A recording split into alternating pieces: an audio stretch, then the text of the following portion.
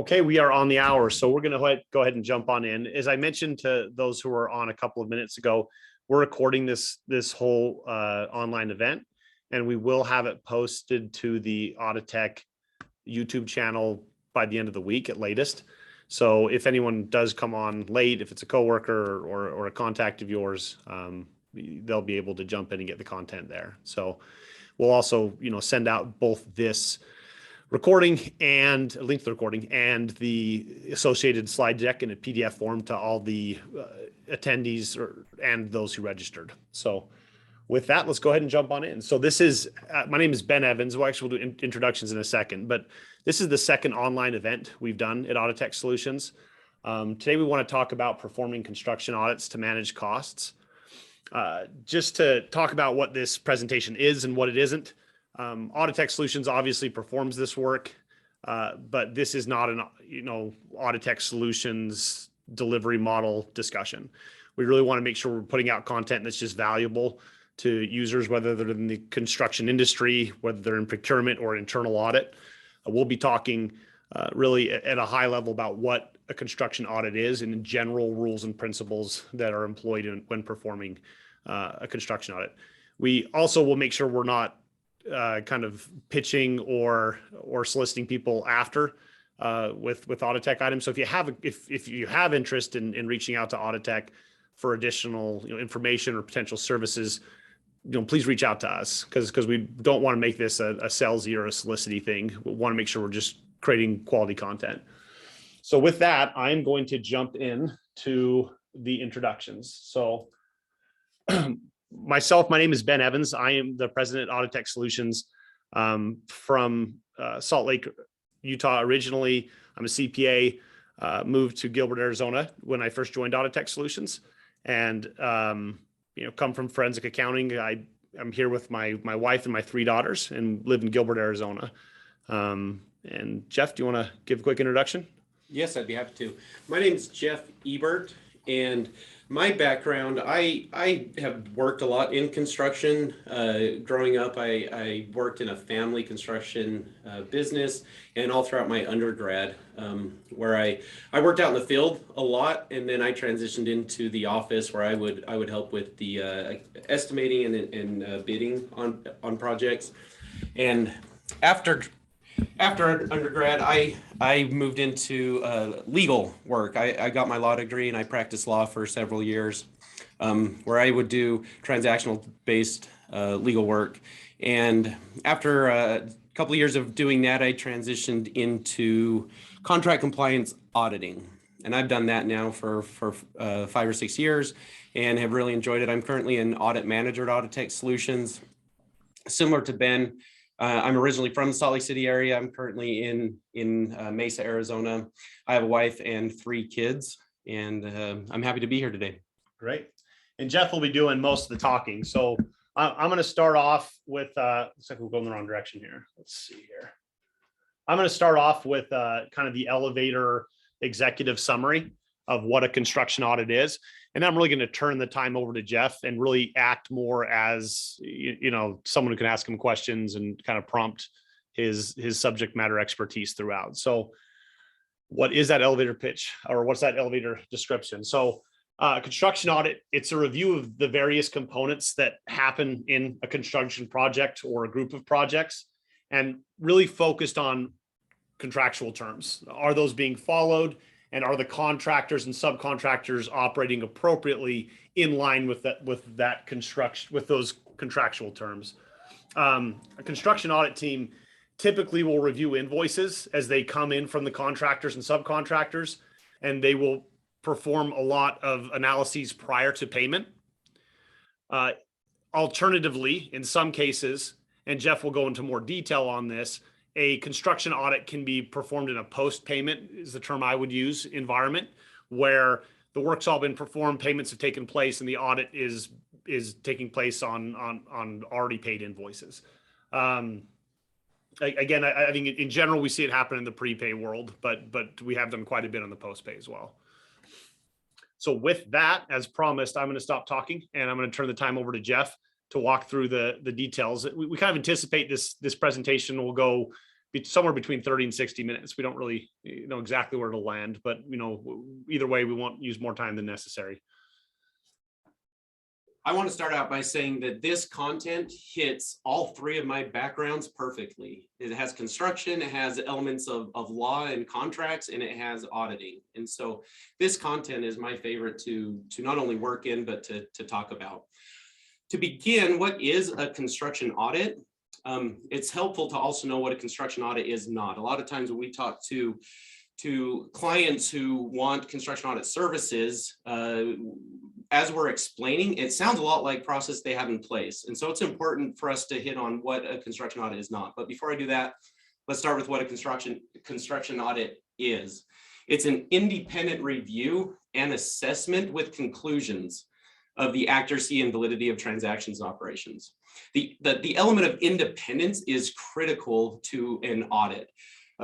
That's what it distinguishes it from what a typical and routine review of a construction project by either the accounting or the team that reviews applications and approve those or change orders.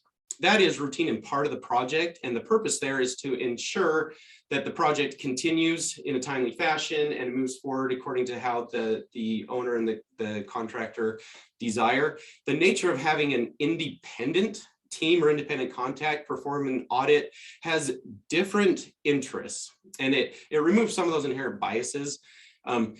That some of those biases being, keeping good relationships between an owner and a general contractor. That's important when you're working day to day, where an audit firm can act as that independent party, where they can take positions that don't need to facilitate that same level of day-to-day operations, and can come to the table with those conclusions on whether or not transactions and operations were accurate and valid as intended. Moving into different types of construction contracts, the contract is where it begins, where the audit begins. This is the data point that establishes how billings and operations should be carried out. Some of the most common types of contracts, a lump sum contract, cost plus a fee, cost plus GMP, and a few others. Let's jump into those a little bit more detail. Lump sum contract. This historically has been a favorable type of contract because it provides so much certainty to the owner. That certainty being the price certainty. The owner knows how much they are agreeing to spend, and they can budget that, and they know that that is without some crazy circumstances, that is what the owner will be paying, subject to some change orders that are expected with every construction project. But the lump sum project does carry some risks on it. Risk to the general contractor is if the cost of the project goes over the amount, they bear that risk, and they have to eat that cost if the project exceeds the lump sum amount. Conversely, the benefit to a general contractor on a lump sum contract is that if the actual cost comes under what they have negotiated as the contract sum, they get to pocket those additional profits. Now, because that incentive is inherent to those type of contracts, it creates from an audit perspective, an inherent risk that general contractors will look to cut costs in order to increase profits. And that's one of the purposes that an audit can help bring to the table for the owner. And the value on lump sum agreements is making sure that the quality of work meets the standards that was negotiated and agreed to on a lump sum agreement. A cost plus a fee agreement, these are becoming more and more popular. And it is just what it sounds like. It's actual costs incurred to carry out and perform and build the construction project with a agreed upon fee. And that fee can either be a percentage of costs, which is common, or it can be a fixed fee amount. The risk there is if it's a percentage of costs, general contractors are then incentivized to throw additional costs at the project in order to invoice and receive their percentage fee. One of the other risks to a cost plus is that the general contractor, depending on the nature of the general contractor, if they are the type of contractor that spends a lot of money, that can drive the costs up a lot for the project, and the owner loses a lot of control, and that certainty of what the final amount of the project will cost is not there until the project is all but complete. The flip side to that is negotiating or entering into a cost plus guaranteed maximum price. And that's very similar to a cost plus the fee, but it puts a limit on the total project amount that can be invoiced or submitted for payment by the general contractor. And that's the guaranteed maximum price component to that contract. Those are becoming more and more popular that we're seeing currently. Other types of contracts, time and material, where the base of the billing is just actual time and typically negotiated labor rates for that time, and then the cost of material with usually a negotiated markup percentage. Unit price is often sometimes related to change orders, where the agreed amount is a unit price per an unknown quantity. For example, lineal feet of curb and gutter at a unit price. That's the type of contract where the basis billing is determined by that unit price. And design build are becoming more and more popular, where the owner contracts with one entity, one party who operates, is either internally operates as the architect and the designer and the general contractor in a single firm, or as a manager who takes on the risk to manage the project, and the owner contracts directly with that manager to carry out and oversee the designing and the construction of the project. For purposes of today's discussion, will be in the context of a cost plus a guaranteed maximum price. Those are because they are more common and they offer the most audit work. So from an audit perspective, we'll generally be talking in the framework of a cost plus a GMP. And I'll try to highlight areas of the discussion where a different type of contract is being discussed or makes sense to call out. Moving into the types of audits.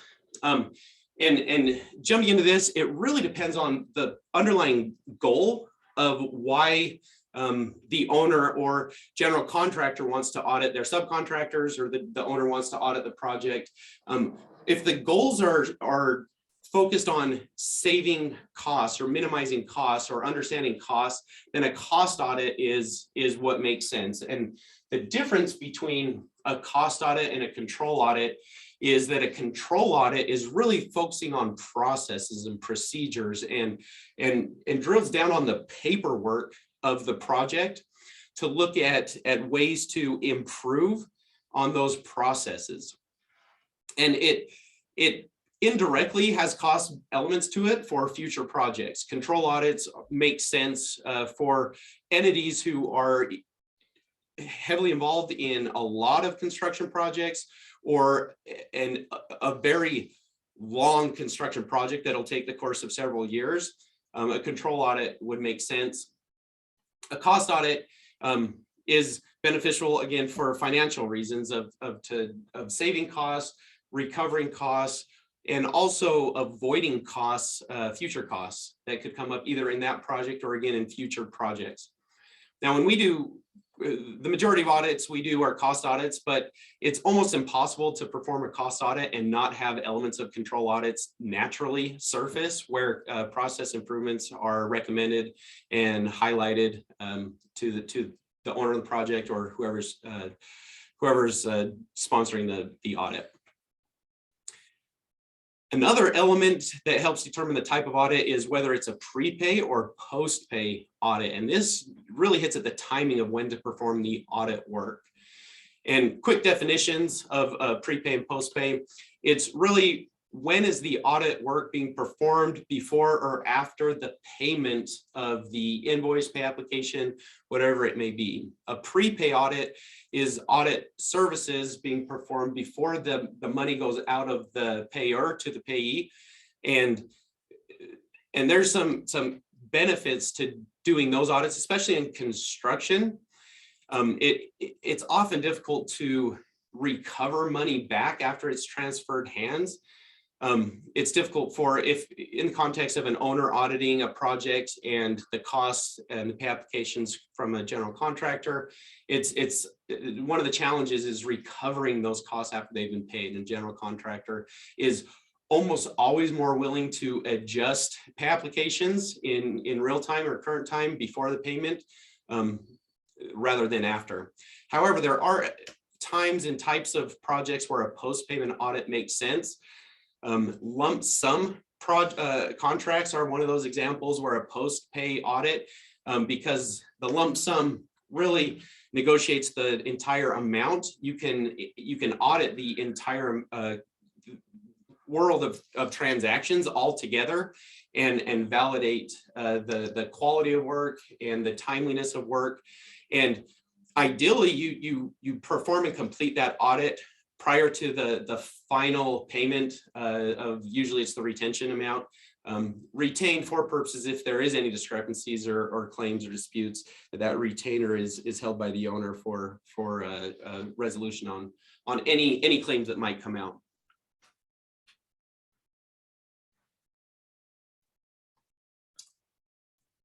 Jumping into planning and preparing for construction audits.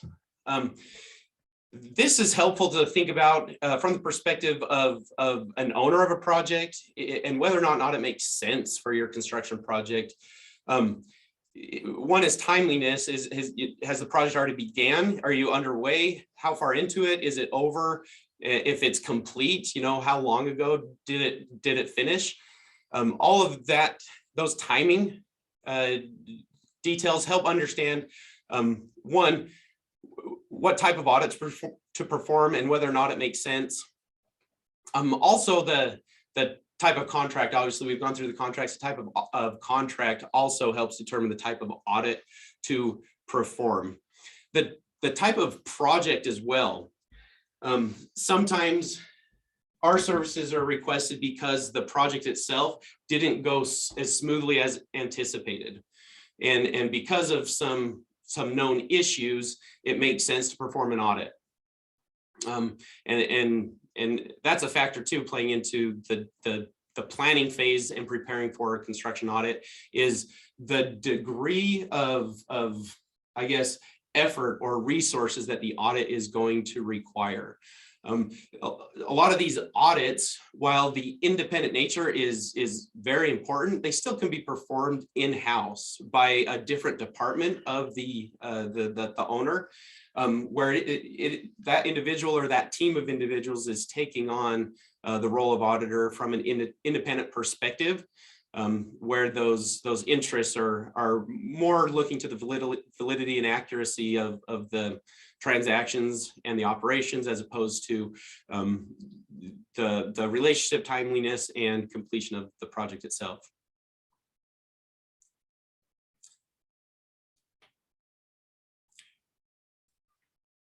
Moving into the auditing and construction costs. Now, this is the bulk of information that I like to discuss today, and we'll be hitting on a lot of the different types of costs and how to dive into those costs and what an audit looks like.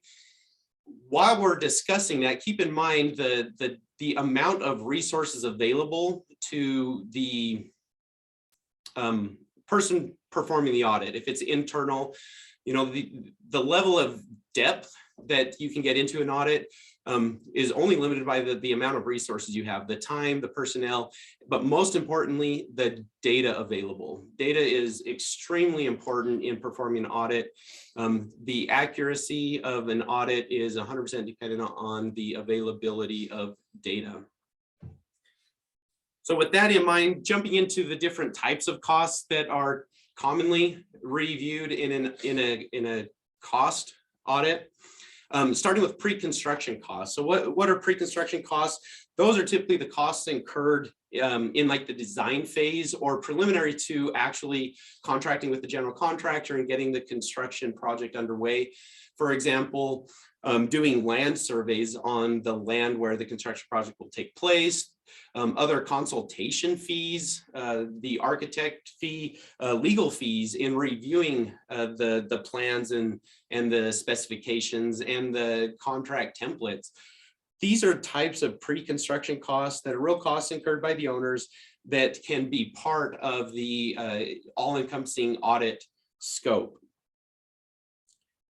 It also helps the auditor become familiar with the project itself. By reviewing those documents, reviewing those costs, you become familiar with who are the main players or actors or parties in the project, who's the architect, who's the general contractor, what does the overall spend look like?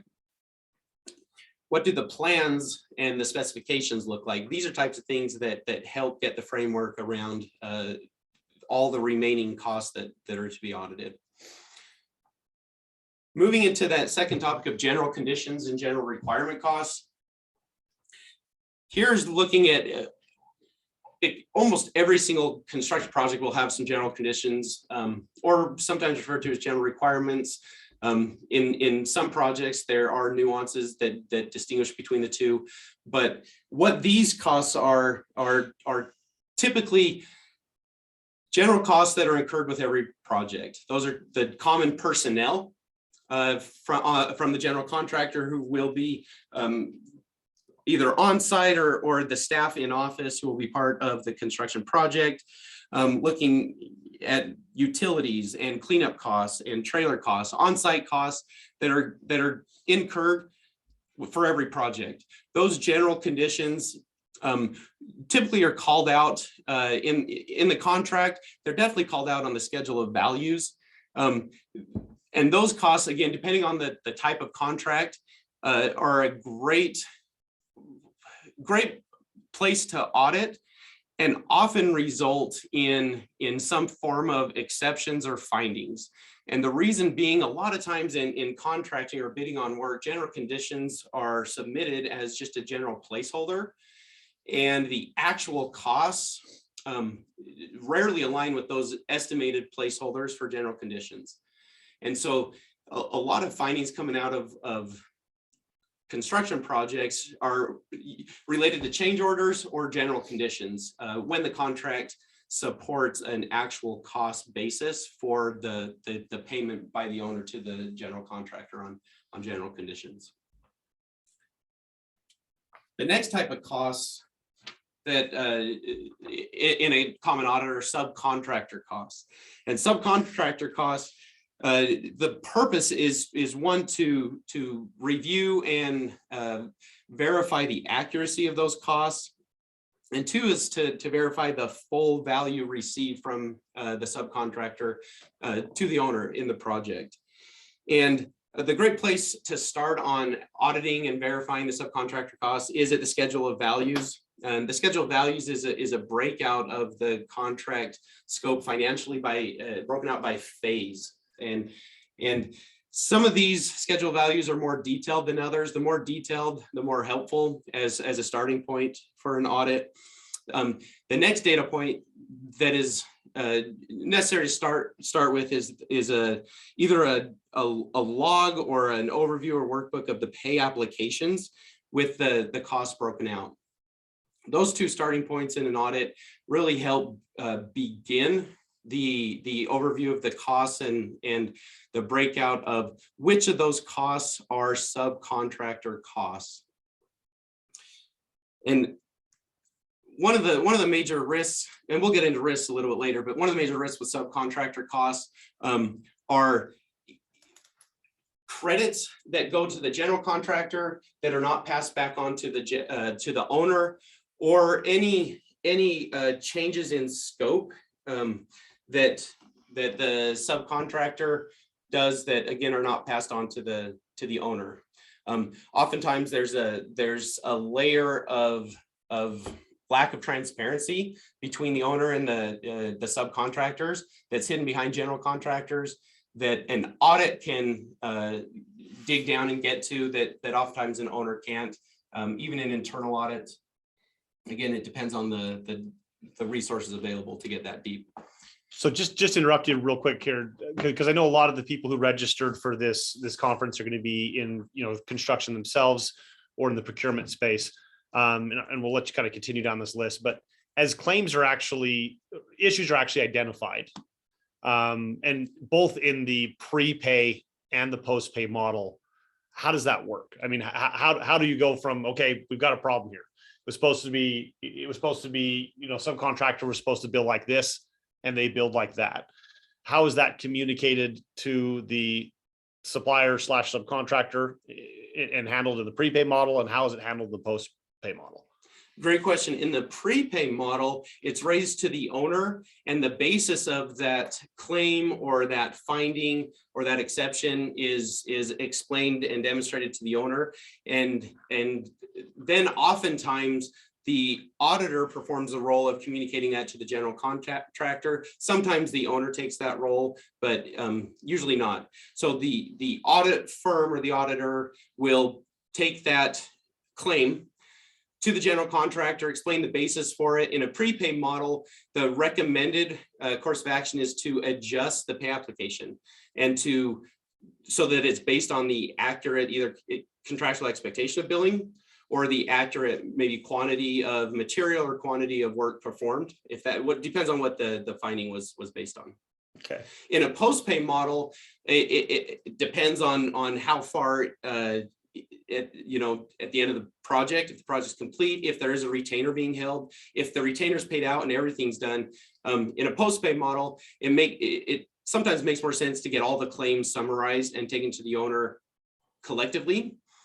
And then discussions can be had on how to present those to the general contractor and recovered that way.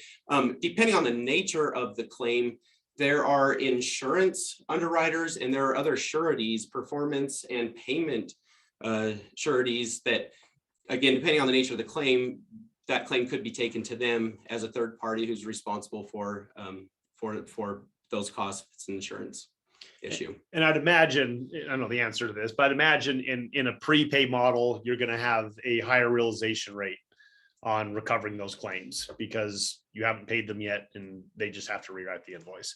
Almost always. In a perfect world, I would prefer to audit a cost plus a fee with the guaranteed maximum price in a prepay environment. And doing a series of projects, if it depends on the client, if there's a series of construction projects that is underway by the same general contractor, and doing those together is the ideal type of construction audit environment. And then it just goes down from there, depending on if there's only one project available or if there isn't any active construction projects going on with that general contractor, then you have to do post-pay environment. Great. Okay, I'll let you continue on. The number one identified findings in my experience is related to change orders and the costs for change orders. Change orders can be a heavy finding topic under almost any construction contract, regardless if it's lump sum or if it's a reimbursable cost basis of billings and pay applications. Change orders change the scope of the project generally, and they always change the billing expectations. And change orders sometimes are contractually agreed to be billed differently than the project. Sometimes even a lump sum project, a change order will be like a time and material change order or a unit price change order basis. In a guaranteed maximum price contract, a change order, it might not even affect the final outcome of the cost because it's all cost based anyways. It just changes the scope of the project that's going to be performed. From an audit perspective, when we're auditing change orders, we begin with, if available, the log of change orders, change order log of the entire project, if it's a post-pay environment, if it's prepay environment, as change orders get submitted by the general contractor, we review those in real time, review the basis of those, and then as needed, determine the quality of work being submitted, and make sure that it's in line with the specifications for the project. And always check that the scope of the change order is not already included in the scope of the original project. If there's not a true change in scope, then a change order isn't warranted and could potentially add additional costs out of the owner's pocket on a faulty basis.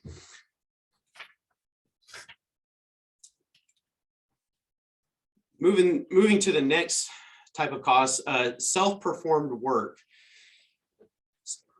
This is looking at work that's performed by the general contractor themselves, and there's really one major component to self-performed work, and that's the next cost is labor and labor burden costs.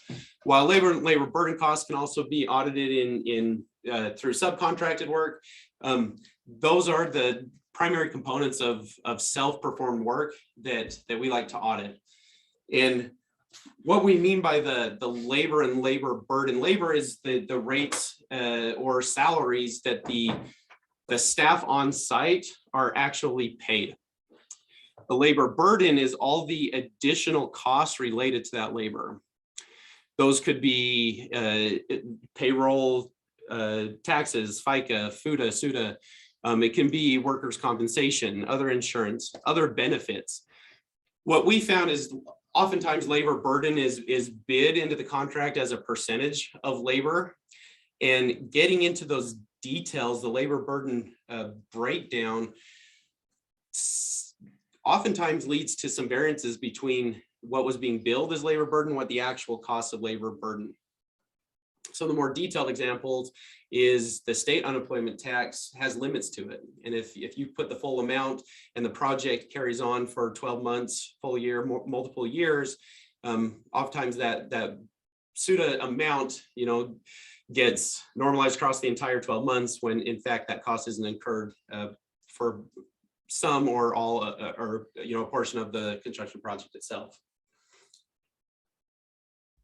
Some of the other common costs that are audited: equipment rental costs, insurance, bonding, owner construction in progress. I'll hit on equipment rental costs, just being mindful of time and other topics we want to talk about. Equipment rental costs, there's really two different ways to look at, or there's two different costs that are incurred.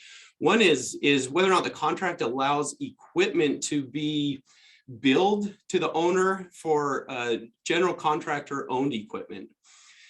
Sometimes contracts are silent on that, and those costs get submitted as a cost to the owner, as though the owner is renting that equipment or the usage of the equipment for general, and the basis off from the general contractor is wear and tear on the equipment throughout the project. Sometimes contracts are clear on contractor owned equipment, on whether or not those billings are included in the fee. Oftentimes that's part of the overhead fee, the markup fee, that is overhead. And if those equipment costs get somehow included in change orders or the pay application, the reimbursable costs, that equipment, that would lead to a situation of double billing for that item.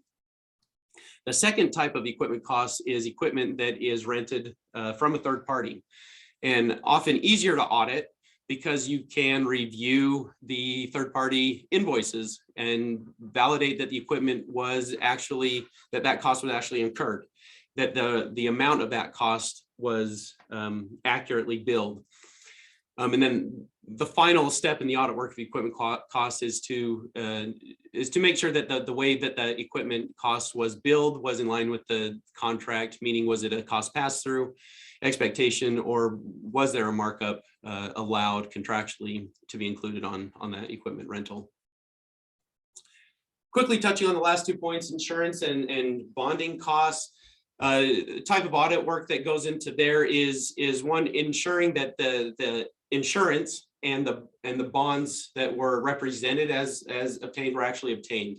And that can be done through reaching out and contacting the surety or the underwriter, verifying that the amount of the policy and the bond is what was represented, and getting that in writing, and ensuring that to the owner as a cost avoidance measure, that if down the road a claim needs to be filed against the underwriter, the insurance, that policy is valid and in place.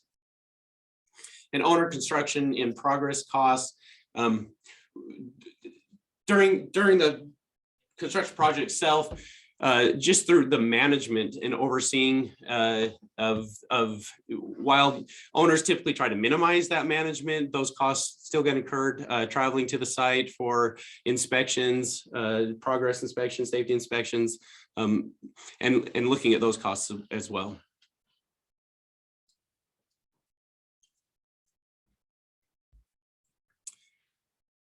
Through the audit work, and Ben, I think this is helpful. Your question before, when you're asking, okay, well, what comes out of the audit work, and how do you handle those claims?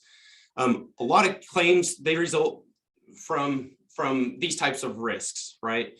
And some of the common risks to keep in mind throughout the audit, the highest potential risk is change orders.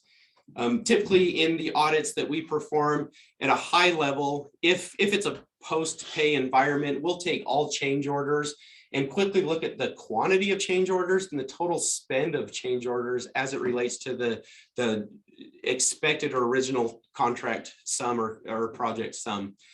And a general rule of thumb, change orders, will typically be about 5%, often up to 10. If change order amount is over 10%, that's a little bit of a red flag. While those could be valid, it definitely warrants looking into and understanding why the change orders were such a high amount.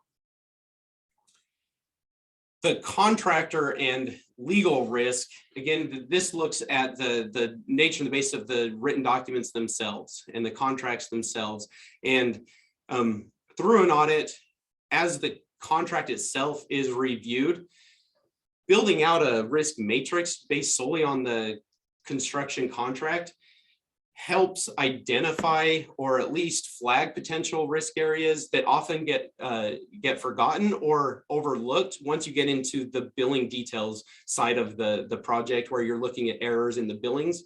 And perhaps you forget that a provision in the contract calls out for a specific performance of service by the general contractor that was never performed, but was included in as a basis or a component of the lump sum amount. Budget risk and design risk. I think we covered those going through the different types of contracts. Cost containment risk, that is the nature of cost audits, is containing that risk. That's the value of performing these types of audits, is that cost to the owner, one, gets the stamp of approval through after an audit that the adjusted final costs are certified, verified, and accurate. Liability, surety risks, I think we've already touched on those as far as cost avoidance measures down the road. Quality risk.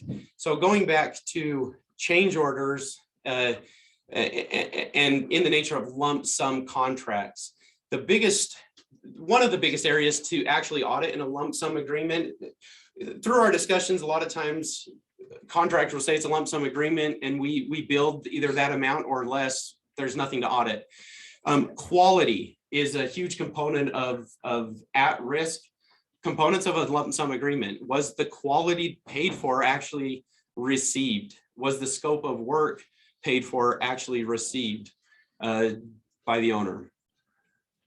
And then safety risk, that really hits on control audits and a cost avoidance as well, making sure that the safety measures in place aren't going to lead to an unfortunate claim, right, for either injury or death. But from a control measure, ensuring that all OSHA guidelines are being carried out and respected on the project. I think a call out here too, when performing this work on all these risks, is when you're performing construction audit that looks at these items, you really are driving to create a culture of compliance.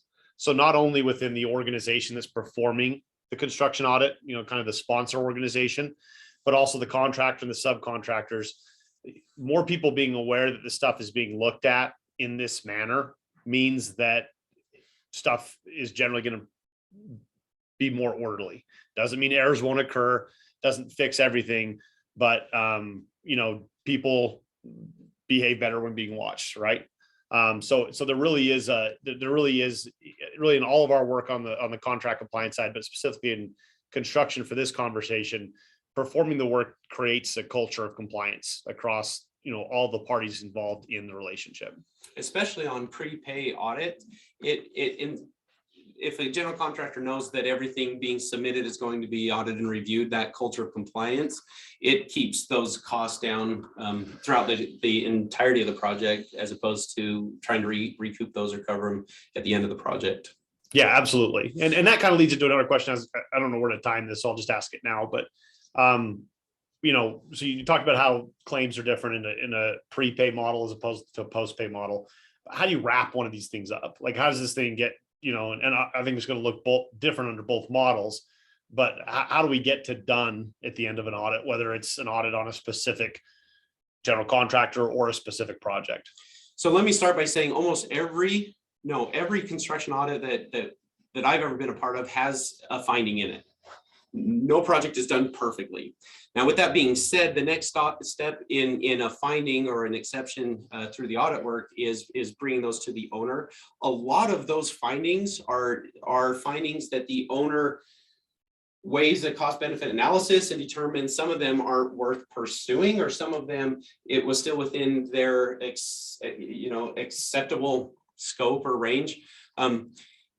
But when we get to issues that are outside of what the owner expected or it can tolerate, wrapping up those findings, recovering those costs is one of the primary resolutions. The second resolution is ensuring that type of issue doesn't continue if it's a prepay, right? Yeah. And it's training, it's identifying the root cause of that issue and training and explaining to the general contractor or whomever's being audited, explaining to them what happened, what we saw from the audit perspective and why it resulted in a finding, and discussing with them or letting them take it to their team and having internal discussions how that can be resolved.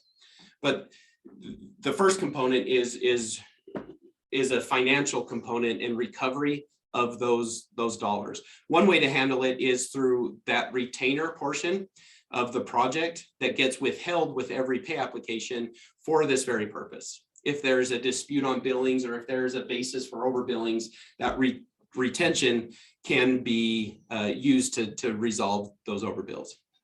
If it's a prepay model, the solution is just don't pay the invoice. Yeah. Yeah. You don't pay the invoice, it'll get fixed, and another invoice will be submitted, or a pay application will be submitted that's been adjusted. And once it passes through the audit review and approved, then it'll get paid. Yeah, and I think under either model, it benefits everyone involved if a report comes out at the end of it to kind of show where things were happening, whether it's prepay or post pay. Having some type of reporting going out to all parties, so there's a high level of collaboration at the end, is also, I think, a best practice. Would you agree?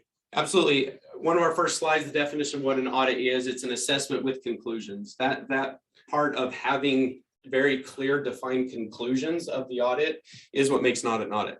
Yep. It's not just, as opposed to just a review and moving forward with the project. A lot of those reviews are done internally, and audit will bring forward conclusions on the health of the billing practices and the accuracy of the same.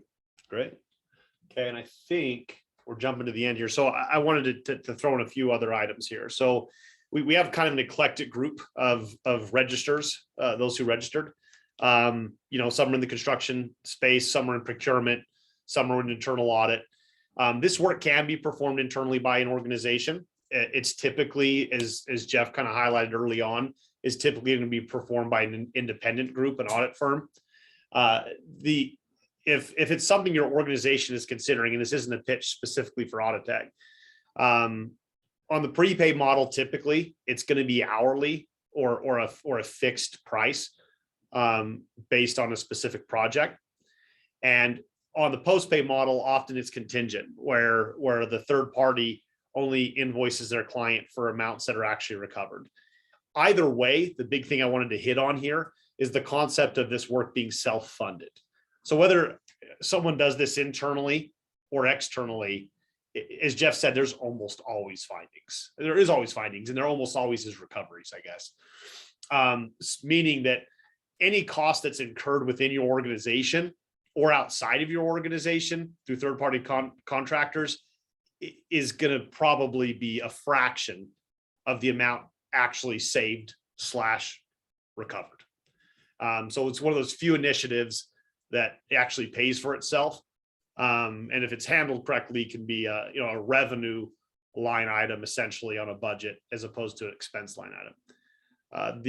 The other thing I'd throw out that I just want to restate again at the end of this discussion is the purpose of this is for us to give an overview of what a construction audit is, get to some detail. Jeff is a JD, so he's got a lot of detail oriented approaches to explain this stuff. But if you have any questions, feel free to reach out to us at Auditech. I mean, we've got CPAs, JDs, CFEs on our staff, and we can kind of answer any of those questions, whether or not you decide to use us as a provider or not.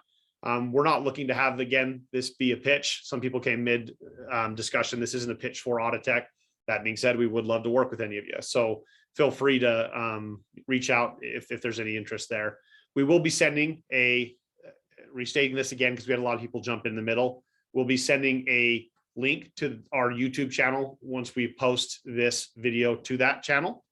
And we will also be sending out a PDF that has all the slides in here. So please feel free to reach out to me, Ben Evans, on LinkedIn. You probably have my email as well somewhere in the meeting invite. If there's any questions on the content or you'd like any kind of clarification, and pay attention to the Auditech LinkedIn page is where we really kind of drive everything on our online events for future online events. So appreciate everyone who's participated. In the future, we might start doing a little bit more on the polls and questions, but with this platform that we're using, the Zoom webinar being a newer platform for our firm, we want to make sure we get our arms around just being the speakers at this point. So I appreciate everyone, and have a great Wednesday leading into the weekend eventually. Thanks. Bye. Thanks.